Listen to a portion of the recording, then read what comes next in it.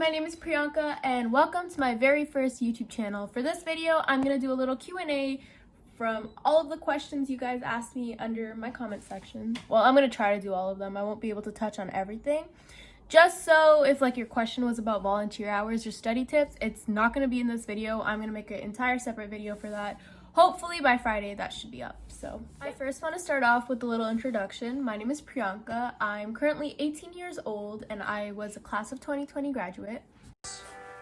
Priyanka will run. Yay! Yes, I know, a little bit embarrassing, but it's okay. We didn't get a graduation or a prom, but oh well.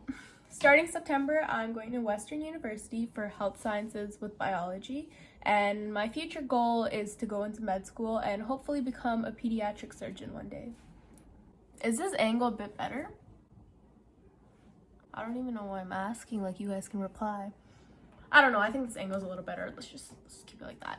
Anyways, so as for the document, lots of people were asking me for updates, when is it coming out and all of that. I'm still working on it because before the document, it was just revolved around the universities I knew I wanted to go to, so Western, Waterloo, Mac, all of those type of universities are on there. But people were asking me about Windsor, Ottawa, and that type of stuff, and that's not on my document. So I'm trying to update it with all the universities that were commented under my videos. So that will take a little bit. I'm trying to have it done by the end of next week. But if not by the end of next week, then the week after, for sure. As for this channel, I'm planning to post videos every Wednesdays and Fridays. I don't know if that's going to be possible based on all of the edits, but that's going to be my goal for now, to try to get out with videos every Wednesdays and Fridays. So if you have suggestions, let me know. And I promise the edits and the quality and the audio, I don't know how the audio is right now, but I'm going to try to just make sure everything's better for the next video compared to this one. So if you have any suggestions on how to make this better, let me know, comment down below. I'm open to anything because I've never done this before and I love to learn. Anyways, this intro was super long, so let's get right into the questions under this video. Okay, so the first question is from Venpa. She asked me, do you have a disadvantage if you take grade 12 courses in summer school? So I'm going to break down this question into two parts. So first part is going to be retaking courses. So if you're retaking a grade 12 course in summer school, there's 2 times you can take it. So if you took the grade 12 course in grade 11 and you didn't like your mark and you're retaking it in grade 12, they're going to take your highest mark regardless of how many times you're taking it. However, they do prefer that you don't take it more than twice, but it'll always be your highest mark. They take your highest mark to put it in your average. But if you're retaking the course in grade 12 summer school, then it can be a slight issue because your marks are then submitted at the end of July, which means if you're going into a highly competitive course, there's a high chance they will no longer consider you because your mark is coming in super late and they have a limited enrollment. So the people who have higher marks and have it done in time, they're more likely to get the advantage. So I say in that case, suppose you have grade 12 math first semester and you do horrible, but you don't have room in second semester to retake it. I suggest you to either take private school or take night school. It's better to get it done in the grade 12 time, the grade 12 year itself rather than taking it on to summer school. However, if it's you're fast tracking, then it's completely fine. They don't mind at all. They would take your mark and you're good to go as long as it's higher than the other one, because they would always take your higher mark. So if you got your higher mark in school and your summer school mark was a bit lower, they would still take your higher mark. So there's nothing to worry about. Okay, I think I said this before, but all of the volunteer hour questions and study tips questions, those are going to be answered in Friday's video, because if I touch on that now, it's going to take way too long and I don't want to take up that much time. Okay, so my next question is from Sadif_K2 and it's, did you apply to Mac Health Sci, and if so, did you get in? No, I did not apply to Mac Health Sci. However, I do regret that I did not apply. I didn't apply because for the longest time, Waterloo Health Studies with co-op was my first choice. So I did get into Waterloo Health Studies with co-op. However, clearly I didn't decide to go there. But honestly, that was the only reason I didn't apply. I didn't like that Mac didn't have a co-op program right away. I would wait until second year. and I really wanted co-op. Like, I'm a more like hands-on type person, so I wanted to get straight into co-op. Like, I wanted to like start a job like right away. So that's why I didn't apply, which is weird. I'm so stupid. I applied to like life sci as like a backup program when I could have just applied to health sci. I don't know why I did that. But oh well, it's okay. I think health sci is a really good program. It's really really competitive to get into. However, so if you have the marks like 95 plus, and oh, their sub app is hard. If you guys want, I can like link like last year's sub app, but I think you guys should be able to like find it anyways if you Google it.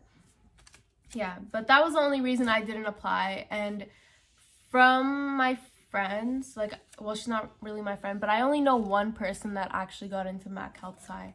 So, but she's really smart, like 99 average, like crazy smart. So if you guys have the marks, I think you should apply. It's an amazing program. Okay, Nabeen asked me any tips to get into Ryerson Nursing. So Ryerson Nursing is a really, really competitive program. Like, nursing everywhere in general is very competitive. So you need to for sure have your marks in 90 to like 93 area. I know their range is 90 to 93, but if you think about it, almost every kid that's applying has a very competitive average. So you too have to have a really good average. I know for Ryerson, they only take 206 kids. So if your grade 11 marks are already strong, that's a plus for you. And the required courses for Ryerson nursing are bio, chem, English, and 1 math. So this part honestly is based upon you. Like, if you think that you did good in grade 11 advanced functions, then take grade 12 advanced functions, you're good. If you know that math is like your worst subject, I'd suggest you to take data because that's the easiest math there can be. And for your extra courses, for my school, I know that like religion was mandatory for me, and it was a super easy course. So like everyone did really good in that. So if you go to like a Catholic high school, religion is already a plus for you. But if you don't, I'd suggest you take like business, like super, super easy courses, because you have 4 main courses that they're going to use to calculate your average, and then you only have 2 left to get like a super, super high average. Also, don't do the mistake and take 2 spares. I suggest you to at least take 7 courses, because then even if you like mess up in one course, you have a backup, like another backup, so that they can use that to calculate into your top 6 as well.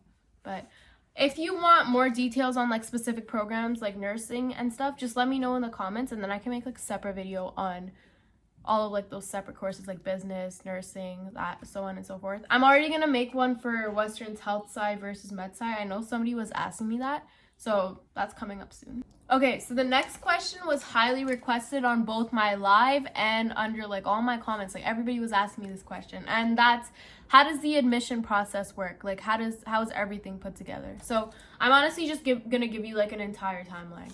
So usually September time, once you go to school, mid-September is when like the uni fair happens. Like, actually it's like September 27th to like 29th. That's when like the uni fair happens.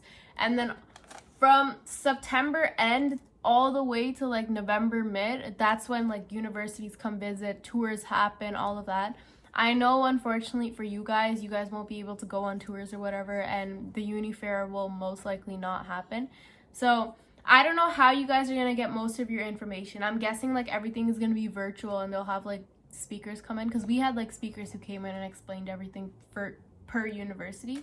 So you would like they had like this application thing. It's not really like an application, like you just sign up for it, and then they would come, and then you would come like during second period to watch them or whatever. So that's what happens from September all the way to like end of November. So after that, at the end of November, you guys get like an OUAC access code. I don't know if you guys know what OUAC is, but that's basically the website where you apply to university. So you get that access code and like a PIN. You log in, you create an account, and then from there, you can right away start browsing your programs and applying to it. Someone asked me, how much does it cost? So for the first 3 choices, it's $150, and every uni you apply to after that, it's another $50. Okay, yeah, I wanted to touch on this before I continue about the application process. Do not make the mistake and apply to like a million universities. See, I messed up. I applied to like 10, which I really didn't need to. I did that because I was scared I'm not going to get in. But trust me, if you have the marks for your program, you're going to get in. because that's literally almost all, like 99% of what they care about is your grades. There's only like specific universities, like I mentioned before, like Waterloo, and obviously based on your program, that asks for sub apps, and in that you're gonna need like extracurricular activities. If you want me to explain this more, let me know, I'll do that as well.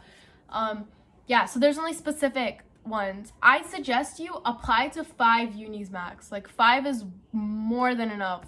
So it would be 4 your top choices, and then for the last one, or like the last 2, whatever, you could do like a backup program if you really need it.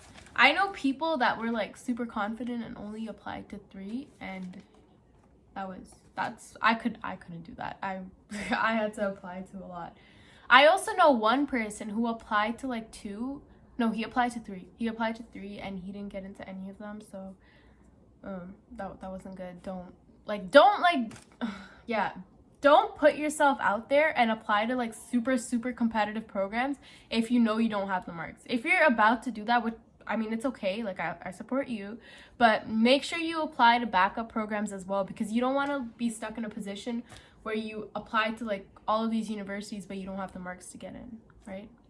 Sorry, back to admission process. So after you get your OUAC access code in end of November, you start applying early November, December time. Sorry, end of November, early December. That's when you would start applying. There is no specific like special button for early admission. That's not how it works. You just apply just like everybody else. So applications are due January 15th. That's when you have to have all of your applications submitted. Sub apps, there's a little extension that you could like, once you get like your so once you apply to the university and it goes through, they'll send you an email like how to log into your own specific university portal, and that's where sub apps are done. But if you want to get in for early acceptance, you would apply right away.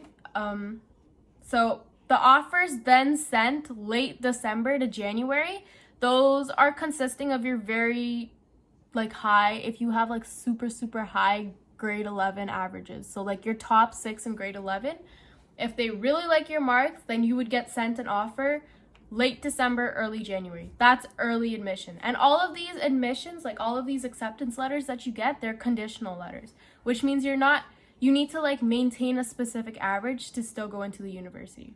So I got a conditional offer from University of Ottawa for health sciences in super early January. So that was based on my grade 11 marks. However, it was a conditional acceptance, which means I had to maintain a 70 average in order to still get in, which is like, I mean, if you got in with like 90s, a 70 is nothing, so you would be fine.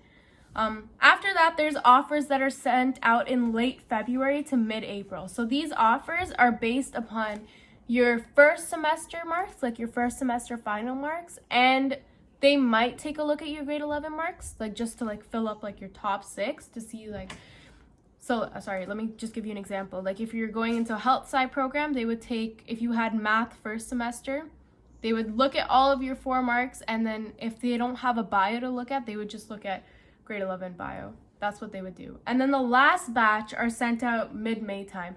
So this is consisting of your final grade 12 first semester marks and your midterm of your second semester marks. Another thing is you won't get rejections until mid-May. Like they send you rejections super late, and some universities send you acceptances super late too. I know Western for a fact, they're always super late with their acceptances for like highly competitive programs. If you're applying to like an easier program, it should come a bit earlier, but if it's a competitive program, they usually send it super late. So don't be disappointed, there's still a chance you'll get in. I also wanted to touch on alternate offers. Somebody asked me, but I didn't get down their username, so I don't remember. So she wanted to know like what are alternate offers. So I'm just going to give you an example. My friend applied to Waterloo Life Science with co-op. However, she didn't have the marks, so they sent her an offer for just Waterloo Life Sciences. So it's basically just an alternate. Like if they don't think you have the marks for that, they'll send you a program that you do. Like they'll send you an offer to a program that they think you do have the marks for. So if you apply to UFT Life Sci and they don't think you have the marks, they could send you an offer for UFT Psychology. But not all universities do that. So for Western, if you don't get in, you don't get in. They're not going to send you an alternate. Okay, somebody asked me which grade 12 math is the easiest. So for me, I hate math. Like Math is my worst subject. I used to love it. I think everyone loved it up until middle school, but after that, no, I could not do math. But I was an IB, so math for me was mandatory. So I actually took calculus and I took advanced functions. For me, I didn't like calculus, but if you're a physics kid, I feel like calculus is a bit easier for you because you've already done it. If you liked grade 11 advanced functions, then grade 12 advanced functions would be easier for you as well. However, if you're a kid who has like no math experience at all, you've always been taking like the easiest math, I suggest data. Like data is everybody's go-to. It's super simple and it's honestly like, trust me, if you take data, you're good. You're 100% going to get over an 80. You just do your homework, answer all the questions, and you should be fine. So in my personal opinion, I feel like data is the easiest, but then again, that question is kind of like, it depends on every single person, you know what I mean? Okay, so my next question was, what does my university schedule look like? So I'm actually just going to show you guys because I'm not sure I know how to like green screen and everything, so let me just show you. So these are my courses for health sci with bio. So I have bio first semester, both a lecture and a lab, chemistry first semester, lecture, lab. Then I have a health sci lecture. There's 2 health sci lectures, and algebra. This one you get a choice. You can take calculus or whatever you want. I chose to do algebra. Then this is bio for the second semester, health sci for second semester, and I took statistics, and as my elective, I took women's studies. So my lectures aren't on this, but this is how my schedule is looking. My chemistry labs are 3 hours long, which is hopefully gonna be fun. I'm not sure yet. That's my only course in person, so we'll see how it goes. I just finished editing the video and turns out it's like more than 17 minutes long. So I've decided to do Q&As every Wednesday. So for the remainder of questions, I'm going to answer them all next Wednesday. On Friday, the video is going to be about volunteer tips and study tips. So if that's something you're looking forward to, the video will be out on Friday, hopefully by 9 p.m. Eastern Standard Time. So it's the same time this video was out. Well, thank you so much for watching this far. If you like my videos and they're helpful, please like, comment, and subscribe. And let me know video recommendations or anything you guys need help with. I will try to reply to as many comments as I can. Thank you for watching. Bye!